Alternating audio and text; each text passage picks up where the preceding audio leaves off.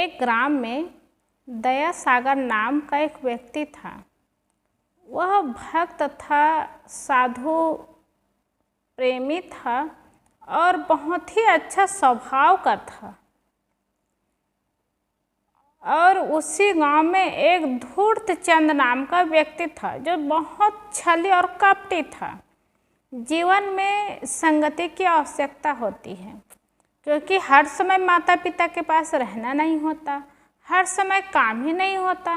कभी कभी संगति की आवश्यकता होती है, जिससे मन की हर बात कह सके, जिससे समाधान हो सके और सहारा बन सके, तो आवश्यकता होती है। और दया सागर इतने अच्छे आदमी थे, बहुत ही अच्छे संत महात्मा के सत्संग करने वाले थे और भजन भक्ति में उनका मन लगा रहता था। और धूर्तचंद तो एकदम दुष्ट स्वभाव का व्यक्ति था। एक बार संयोग ऐसा हुआ कि दयाचंद को बहुत दूर कहीं जाना था। वो जा रहे थे और संयोग ऐसा हुआ कि उसी रास्ता से धूर्तचंद भी जा रहे थे। और ऐसा रास्ता था कि पक्की सड़क नहीं थी, कहीं जाने आने का कहीं बस की सुविधा नहीं थी और चौड़ी जगह नहीं थी, और जंगल और पर्वत पहाड़ ऐसी जगह थी और उसी रास्ता से जाना था। तब संयोग ऐसा हुआ कि दोनों मिल गए, एक साथ जाना हो गया। तो दोनों में बातचीत हुई, अरे मुझे तो अमुक जगह जाना है, उन्होंने कहा मुझे भी अमुक जगह जाना है, तो चलो एक साथ जाते हैं। यही सोच करके बहुत दूर जा रहे थे दोनों और बातें करते करते जा रहे थे। जाते जाते दयाचंद धूर्तचंद ने कहा कि चलो भूख लग गई है, कुछ खा लेते हैं। ऐसा करते हैं, आपके पास जो सामग्री है ना उसको पहले खा लेते हैं और भोजन पानी की व्यवस्था हो जाएगी और आपका वजन भी हल्का हो जाएगा। सामान बहुत है तो हाँ, सामान भी हल्का हो जाएगा। तो दया सागर ने कहा ठीक है,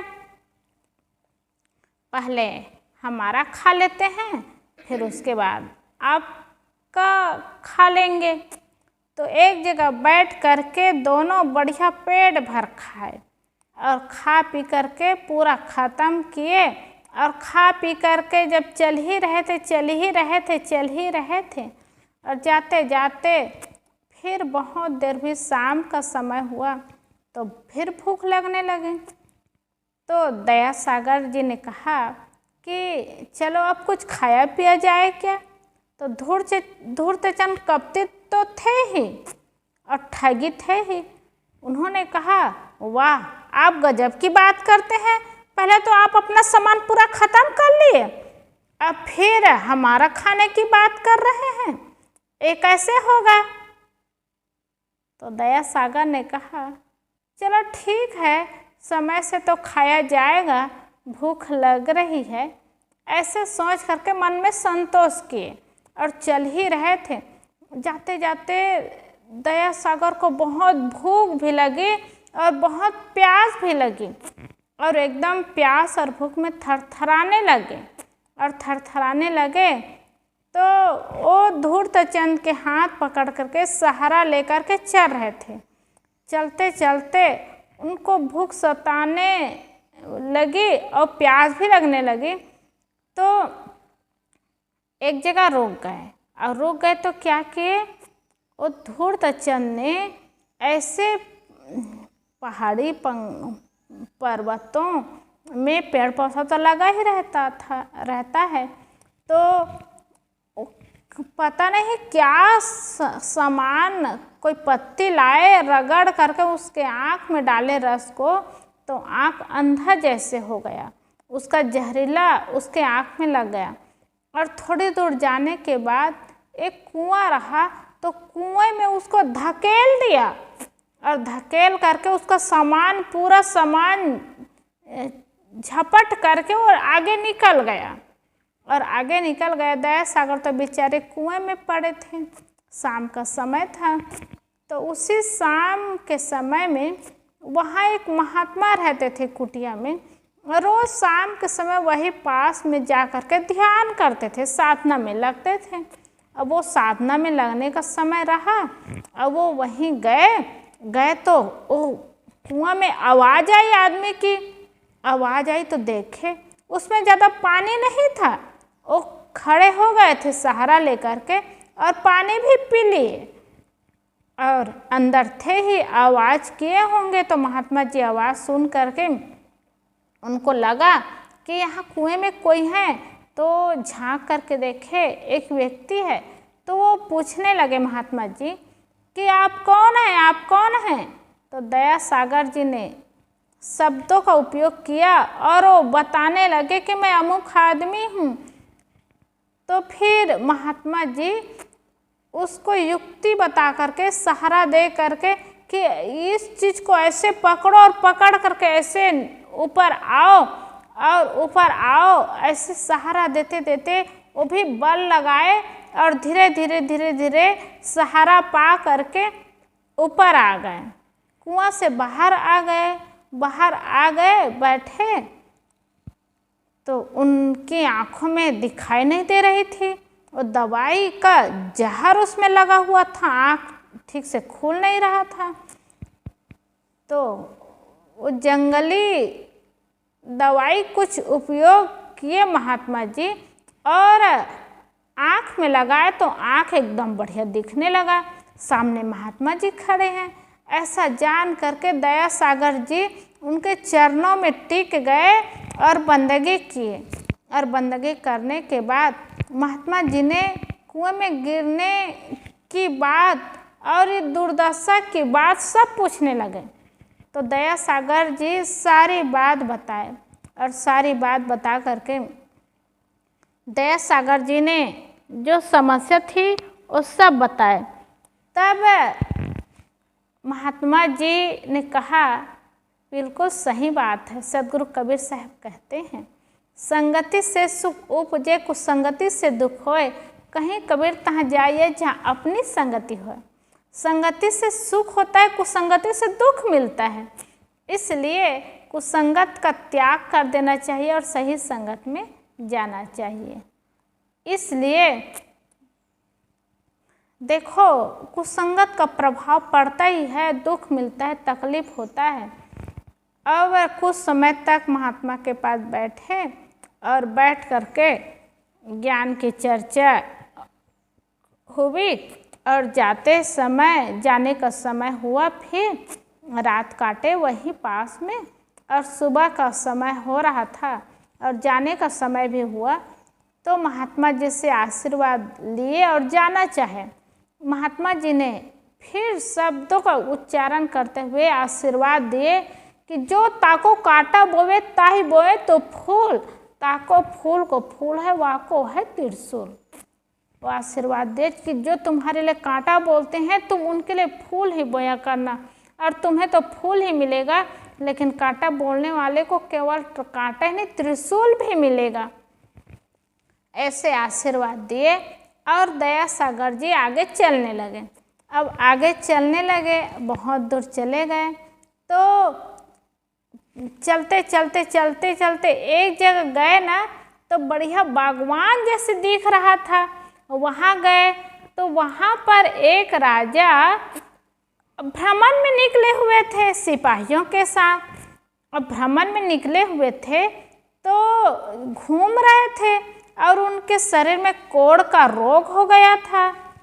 उस व्यक्ति को देखे तो सोचे कि अरे ये व्यक्ति अकेले यहाँ हैं। जब मिले, संपर्क हुआ, तो दया सागर जी भी जाने कि ये तो राजा है और इनके शरीर में रोग हो गया है। तो दया सागर जी जो बहुत सारे दवाई महात्मा जी दिए थे कि जब जरूरत पड़े, आवश्यकता हो तो इसका उपयोग करना करके, तो उसको पकड़े थे। उसी में से दवाई एक निकाले और पीस करके दवाई पानी से पिलाए, और कोढ़ रोग उनका थोड़ा कम होने लगा। और दया सागर जी ने कहा कि कुछ दिन इसका उपयोग करेंगे तो पूरी तरह से ठीक हो जाएगा, ये आयुर्वेदिक दवाई है। तो राजा बहुत प्रभावित हुए। राजा ने कहा, ऐसा करिए, आप राजमहल में चलिए और दवाई आप अपने हाथों से करिए, मुझे बहुत अच्छा लगेगा। यह कह के राजा अपने राज दरबार में ले गए। दयासागर जी भी चले गए। जब चले गए, धीरे धीरे दवाई का उपयोग होता गया तो राजा कोढ़ के बीमारी से ठीक हो गए, पूरी तरह ठीक हो गए। तो राजा बहुत प्रभावित हुए दयासागर जी से, और साधु स्वभाव का था ही, उनके स्वभाव उनके आचरण से बहुत प्रभावित हुए। तो राजा कहने लगा कि ऐसा करिए कि आप मेरी जान बचा लिए, मेरे जीवन सुरक्षित कर दिए, तो आप आधा राज्य ले लीजिए। तो दयासागर ने कहा कि नहीं, मुझे इसकी ज़रूरत नहीं है। तब राजा ने कहा, मेरी बेटी, एक बेटी बहुत अच्छी है, मेरी बेटी से विवाह कर लीजिए। तो दयासागर जी ने कहा, मुझे इसकी भी ज़रूरत नहीं है, मैं शादी करके करूँगा क्या, धन लेकर के मैं क्या करूँगा। तो राजा ने कहा, मैं कुछ करना चाहता हूँ, मेरे हाथों से कुछ सेवा हो, ऐसी युक्ति बताइए, मैं आपको कुछ दे सकूँ, मेरी सेवा स्वीकार कीजिए। तो दयासागर जी बहुत सुंदर बात कहे। उन्होंने कहा कि आप मुझे देना ही चाहते हैं, तो ऐसा करिए कि अनाथालय खोल दीजिए और बच्चों के पढ़ने के लिए खोल दीजिए स्कूल, कहीं आश्रम बना दीजिए, ताकि संत महात्माओं की भी सेवा होगी, गरीबों की भी सेवा होगी और विद्यार्थी भी पढ़ेंगे, जिससे आपके धन का सदुपयोग हो जाएगा और आपका नाम भी चलेगा कि हमारे राजा रहे तभी से ये स्कूल खोले, अनाथालय खोले और आश्रम खुला। यही भाव होगा और बहुत अच्छा हो जाएगा, इसलिए ये काम करना चाहिए। तो राजा को बहुत अच्छा लगा और उनके मन में बहुत अच्छा भाव बना कि ये व्यक्ति कितने अच्छे हैं, जो मुझे सदाचार की और सही रास्ता में बताने की बात बता रहे हैं। वो दयाचंद जी जैसे कहे वैसे एक आश्रम भी खोल दिए, संतों के रहने के लिए एक अनाथालय भी खोल दिए और एक छोटे से हॉस्पिटल भी खोल दिए। तो ऐसे और राजा के द्वारा बहुत कुछ हुआ और उनका चल भी रहा था, देख भी रहे थे। एक बार ऐसा हुआ, वही कपटी मित्र वो कहीं से जुआ खेल करके सब कुछ हार गए थे और सब कुछ हार करके आ रहे थे, पूरा सामान तो हार ही गए थे, यहाँ तक कपड़ा भी शरीर से निकल गया था। ऐसी दुर्दशा उनकी थी और देखे तो उनके मित्र, तो वो नज़दीक में गए और सीने से लगा लिए और कहने लगे, मित्र जी आपकी ऐसी दुर्दशा हुई है, आइए। और वो साथ में लाए और साथ में ला करके राजा को कहने लगे कि ये हमारे मित्र हैं, इनकी ठीक से व्यवस्था होनी चाहिए और सेवा होनी चाहिए, और अपने मित्र को वहीं रखे और फिर जो अनाथालय और आश्रम की ओर चले गए और उनके मित्र वहीं रहने लगे। राजा उनकी भरपूर सेवा किए और सारी सुविधा दिए और धीरे धीरे सुविधा देते देते उनको लगा कि ये तो उनके मित्र हैं। तो उन्होंने पूछा, आप दयाचंद जी के बारे में तो जानते होंगे? तो उन्होंने कहा, हाँ वो हमारे मित्र हैं, हम पूरी तरह से उनको जानते हैं। कहा, वो कैसे हैं? तब वो अब उनके राजा के मन को देख करके, अपने तरफ झुकाव देख करके वो कहने लगे, ये बहुत छली और कपटी है तो और लालची है। तो राजा ने कहा, अगर लालची होते तो मैं तो आधा राज्य भी दे रहा था, अपनी पुत्री का शादी भी उनसे कर रहा था, लेकिन वो स्वीकार नहीं किए। तो उनके मित्र ने कहा, छली मित्र ने, अरे वो आधा राज्य कैसे लेंगे, वो पूरा लेंगे, इसीलिए नहीं लिए, और किसी भी तरह से अपनी चालाकी करेंगे और पूरा राज्य ही ले लेंगे। देखो एक जगह एक महात्मा के पास ऐसे ही सब कुछ मिला था उनको, लेकिन उनको मार करके सब कुछ ले लिए। ऐसे ही ये धोखादार है, करने धरने वाले हैं। ये सब सुने तो पहले के लोग, पहले के राजे महाराजे ना देखते नहीं थे, जो सुनते थे वो ऐसे ही करते थे। और सुन करके उनके मन में लगा, अरे ये तो बड़े छली आदमी हैं, कपटी आदमी हैं। उनको फांसी की सज़ा सुना दिए। और फांसी की सज़ा सुनाए तो फांसी की सज़ा वाली बात हो गई। और उनको कहा गया कि अमुक तारीख को आपकी फांसी की सज़ा होगी। अपने मंत्री से कहा कि वो जो भी खाना चाहते हैं, जिससे मिलना चाहते हैं, उनके मन को पूरा कर दो, क्योंकि फांसी की सज़ा हो जाएगी। दयाचंद को पता चला, उनको दुख हुआ कि ये कैसे हो गया, कहाँ से हो गया। लेकिन उनको लगा कि चलो जो भी आता है उसका समाधान भी होता है। उन्होंने कहा, मैं राजा से मिलना चाहता हूँ। जब राजा से मिलने के लिए ले गए तो उन्होंने कहा, मुझे सिर्फ 5 दिन का समय चाहिए। मैं एक जगह अमुक महात्मा है, उनसे मैं मिलना चाहता हूँ, उनसे मिल करके आऊँगा।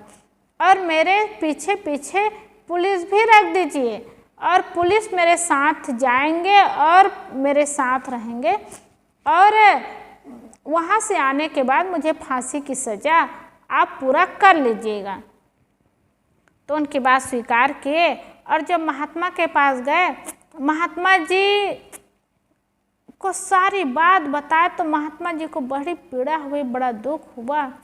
क्योंकि जिनका स्वभाव जैसे होता है ना, वो अपनी दुर्दशा देख करके भी अपना स्वभाव बदल नहीं सकते और सामने वाले की दुर्दशा ही करते हैं।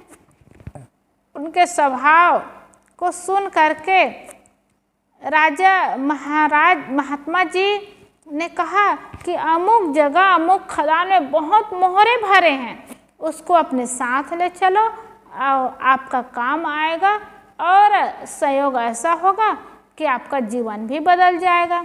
बहुत खजाना लेकर के वापस गए और उनको रास्ता दिखाए, रास्ता बताए, ज्ञान की बात बताए, सबको लेकर के गए। जब खजाना लेकर के आए तो राजा बहुत प्रभावित हुए। ये छली होते, कपटी होते, चोर होते तो खजाना मुझे क्यों देते। वो फांसी की सज़ा से वो मुक्त कर दिए। और स्वामी दयाचंद जी ने कहा कि अब मुझे फांसी की सज़ा आप दे सकते हैं। तो राजा कहने लगे, आप मुझे क्षमा करना, मैं किसी की बातों में आ करके आपको फांसी की सज़ा सुना रहा था, लेकिन मुझे क्षमा करना, फांसी की सज़ा आपको मैं नहीं दे सकता। सज्जनों, ये दशा होते हैं, ऐसी दुर्दशा लोगों की होती है, लेकिन संतोष करके जीवन जी लेते हैं, हिम्मत करके जी लेते हैं तो रास्ता बहुत अच्छा निकल आता है। अब फांसी की सज़ा से तो मुक्त हो गए। अब वो दुष्ट आदमी भी वहाँ से चले गए थे। अब बहुत दिनों के बाद में दुष्ट आदमी को फिर आना हो गया। संयोग ऐसा हुआ तो उस समय तो उनकी दुर्दशा हो गई थी। और दुर्दशा हो गई थी, अब कपड़ा उपड़ा तो था नहीं, उनके पास कोई सामान नहीं था और शरीर रोगों से भरा हुआ था, कोढ़ रोग हो गया था उनको भी। अब देखा, मित्र जी करके आया तो मित्र जी देख करके कहने लगा, अरे मित्र जी, आपकी दुर्दशा कैसे हो गई। तो उन्होंने बताया कि मेरे कर्मों का फल है, मैं अच्छा कर्म तो किए ही नहीं और लोगों को अच्छा रास्ता बताया ही नहीं, मेरे कर्मों का फल मुझे मिल रहा है। तो स्वामी दयाचंद जी ने उनको दवाई दे करके कहा कि आप धीरे धीरे ठीक हो जाएंगे, सदुपयोग करेंगे, लेकिन गलत रास्ता को छोड़ देंगे और अच्छा रास्ता अपना लेंगे तो जीवन सुंदर और सुखमय बन जाएगा। धीरे धीरे दवाई का उपयोग करते गए तो कोढ़ रोग उनका भी ठीक हो गया और ठीक होने के बाद वे सही रास्ता में लगने लगे और सही काम करने लगे। जो गलत काम किए थे और गलत मार्ग में चल रहे थे, सबको त्याग करके सही मार्ग में चलना शुरू किए। अब देखिए, दयाचंद जी कितने अच्छे आदमी थे। इतना दुष्ट व्यक्ति और कपटी आदमी, धोखेदार आदमी के साथ भी रह करके अपने मन को नहीं बिगाड़े अपने जीवन को नहीं बिगाड़े और सही काम करते हुए, सही मार्ग में चलते हुए अच्छा जीवन जिए, तो उनका जीवन सफल हुआ और सफल होकर के अपने सार्थकता जीवन का लाभ लिए। इसलिए जीवन में जब कभी समय आ जाए, परिस्थिति आ जाए, तो सह करके अच्छा जीवन जीना चाहिए, अच्छा मार्ग में चलना चाहिए। कभी मित्र को कभी धोखा नहीं देना चाहिए, मित्र के साथ दुर्व्यवहार नहीं करना चाहिए, छली कपटी का व्यवहार नहीं करना चाहिए। इससे खुद को दुख मिलता है, सामने वालों को दुख नहीं मिलता। इसलिए अपने कर्म को अच्छा बनाना चाहिए। दयाचंद जी बहुत अच्छे सेवाभावी रहे, सत्संगी रहे, संत महात्माओं की सेवा करते हुए, भक्ति करते हुए अपने जीवन बिताए और अपने जीवन को सफल बनाए। और ऐसी परिस्थिति आई, ऐसा समय, उसमें भी वे परेशान नहीं हुए, विचलित नहीं हुए और शांत होकर के अपने जीवन की नैया पार किए और उनका जीवन सफल हुआ। बोलिए सद्गुरुदेव की जय।